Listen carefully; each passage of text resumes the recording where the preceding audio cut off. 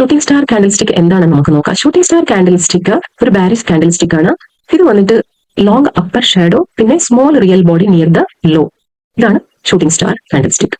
Shooting star actually ഒരു reversal signal തരുന്ന ഒരു കാൻഡിൽ സ്റ്റിക്ക് ആണ്. ഓക്കെ, ഇത് വന്നിട്ട് നമുക്ക് ഒരു ട്രെൻഡ് എന്ന് വിചാരിച്ചു. അത് higher high, higher low, higher high, അല്ലെങ്കിൽ ഒരു കോൺസിക്യൂട്ടീവ് 3 to 4 കാൻഡിൽ നമുക്ക് ഇപ്പോൾ ഒരു കാണുവാണെങ്കിൽ ഒരു റെസിസ്റ്റൻസ് ലെവൽ റീച്ച് ആവുമ്പോൾ നമുക്കൊരു ഷൂട്ടിംഗ് സ്റ്റാർ ഫോർമേഷൻ ഉണ്ടാവുകയാണെങ്കിൽ അതിന്റെ മീനിങ് ട്രെൻഡ് ഓവർ ആയി എന്ന് നമുക്കത് നമ്മൾ ബൈ സൈഡിലാണ് നമുക്ക് എക്സിറ്റ് ചെയ്യാൻ പറ്റും. അതുപോലെ തന്നെ ഇത് വന്നിട്ട് bear will they're trying to reject the price, പിന്നെ അവർ വന്നിട്ട് they're trying to close the price below the opening price.